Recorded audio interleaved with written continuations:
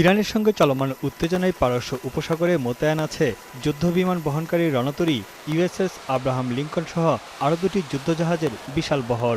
যদিও যুক্তরাষ্ট্র বলছে ইরানে হামলা নয়, বরং আত্মরক্ষার প্রস্তুতি এটি। তবে এরই মধ্যে আরব সাগরে একটি ইরানি ড্রোন ভূপাতিত করেছে মার্কিন বাহিনী। যুক্তরাষ্ট্রের সেন্ট্রাল কমান্ড এক বিবৃতিতে জানিয়েছে, রণতরী ইউএসএস আব্রাহাম লিঙ্কনের সুরক্ষার স্বার্থেই একটি 35C যুদ্ধবিমান দিয়ে ড্রোনটি ভূপাতিত করা হয়।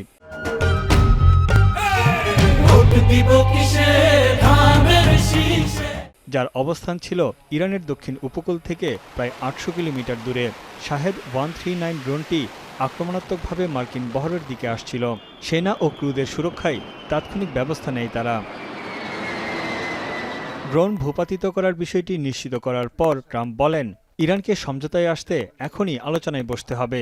তবে বৈঠকের স্থান নিয়ে স্পষ্ট কিছু বলেননি মার্কিন president. They are negotiating. They'd like to do something, and we'll see if something is going to be done. They had a chance to do something a while ago, and it didn't work out, and we did Midnight Hammer. I don't think they want that happening again, but they would like to negotiate. We are negotiating with them right now, yes. এদিকে ইরানের সশস্ত্র বাহিনীর প্রধান বলেছেন, সার্বভৌমত্ব ও আঞ্চলিক অখণ্ডতা লঙ্ঘনকারী যে কোনো সামরিক উস্কানির প্রতিশোধ নিতে প্রস্তুত তারা। এ সময় তিনি সতর্কবার্তা দেন, আঞ্চলিক উত্তেজনা বাড়ালে যুক্তরাষ্ট্র ও তার মিত্রদের কঠিন পরিণতি ভোগ করতে হবে। যুক্তরাষ্ট্রের সঙ্গে আলোচনায় ইউরেনিয়াম সমৃদ্ধকরণে ইরানের মৌলিক ও বৈধ অধিকারের সঙ্গে কোনো আপোষ করা হবে না বলে জানিয়েছেন দেশটির জাতীয় নিরাপত্তা কমিশনের সদস্য আলাউদ্দিন বুরুজের্দি। که کار ما کاملا قانونی است به فعالیت‌های صلح‌آمیز هسته‌ای خودمون ادامه خواهیم داد غنیسازی رو انجام خواهیم داد این حق مسلم قانونیه উপসাগরীয় অঞ্চলে মার্কিন সামরিক বাহিনীর উপস্থিতি উদ্বেগ বাড়িয়েছে ইরানের বাসিন্দাদের মধ্যে।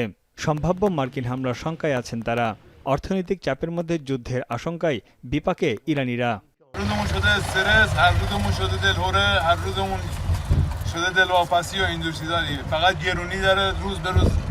এদিকে যুক্তরাষ্ট্র ও ইরানের মধ্যে চলমান উত্তেজনা কমাতে আঞ্চলিক প্রচেষ্টা অব্যাহত আছে বলে জানিয়েছে কাতার।